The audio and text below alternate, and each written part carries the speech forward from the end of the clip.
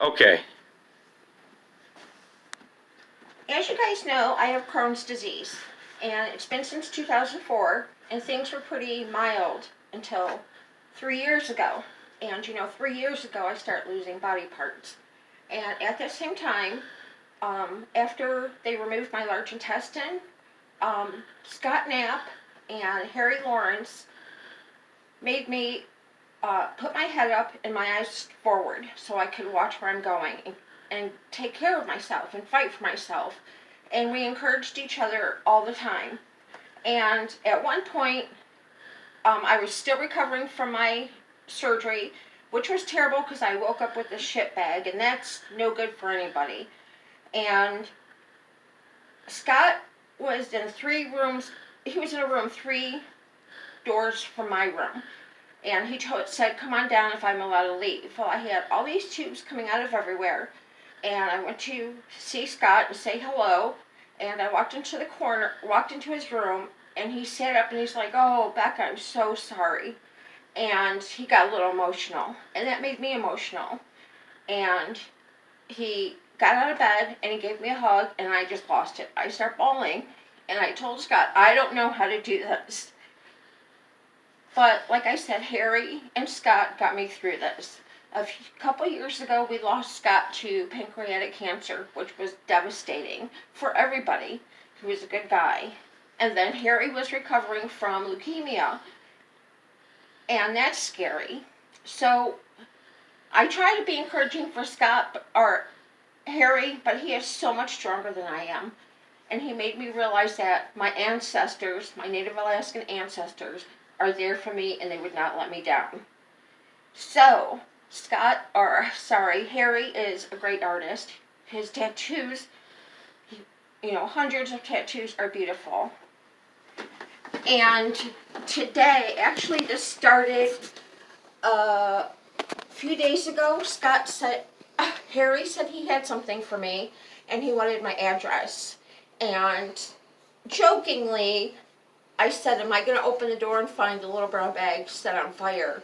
And I'm going to step on it and there's going to be bear shit in there." And he laughed. So then this morning, I was tracking Harry said he sent me a package. And I was super excited, so I've been tracking it for the past 3 days. Well, it said it got to Canton from Wyoming, but they had to send it back to Harry because I gave him the wrong address. And I was just so excited to get this package. So I called the post office, a couple numbers, and I got a hold of a human being. Excuse me, and they said if I bring my ID up there, they'll just give me the package because she went and checked to make sure it's still there.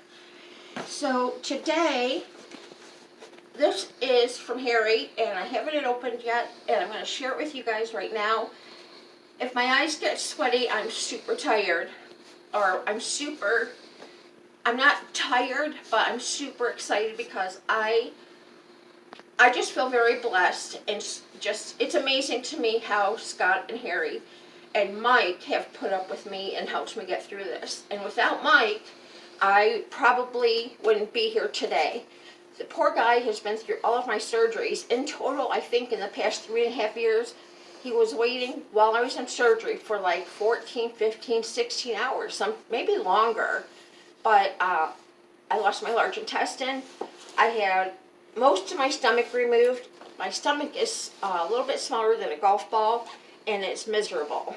And I'm losing weight like crazy, constantly hungry. And Harry is still encouraging me to keep my head up and my eyes forward. So I'm going to open this, and I'm going to quit babbling because I know you guys are, I'm a babbler, and you guys know that. So let's open this, and I have a feeling what this is, and if I knew how to open a box, I would do it. So if you want it today, I guess I'll have to get it today. But a few weeks ago, 3 weeks ago, I was in the hospital again. They ran a bunch of tests. My red blood cells are low. My hematocrit and hemoglobin are low, so I'll probably need a blood transfusion. Since 2003, I think I've had 5 or 6 blood transfusions, and that sucks. And oh, they reversed my shit bag and closed it up, and then I developed a super huge hernia. It was a little bit smaller than a softball, and it's really crazy because my doctors keep referring to all my issues.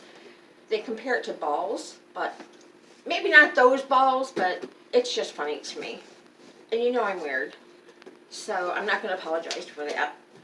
But they said that the bottom part of my small intestine, which is hooked up to, my rectum, the surgeon said, and my gastro said, they're probably going to have to remove that.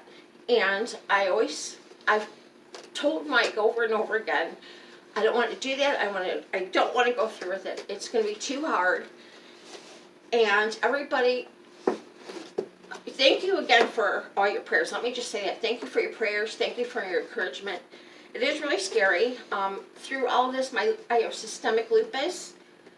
It's been really active and it hurts my joints. And sometimes when it's raining or super cold out, I can't move. And I don't think Harry wanted me to open this. I'm trying. Harry, did you tape this? You might be a great artist, but there's too much tape on here. My elbows are weak.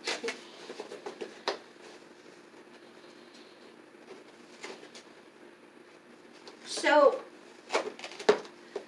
if you ever needed somebody for surgery to help get you through it, let me know. I'll send Mike over to the hospital for you. He's fantastic. And here's the part where we're going to start getting really emotional because, well, I'm just going to open it. But thank you again for all of your support, all of your love. And oh my God, this is called, I'm sorry, this is called The Blessing. And Harry did this, and it is absolutely beautiful. And I'm sorry for crying. It just means a lot, because there's a lot of meaning behind this picture.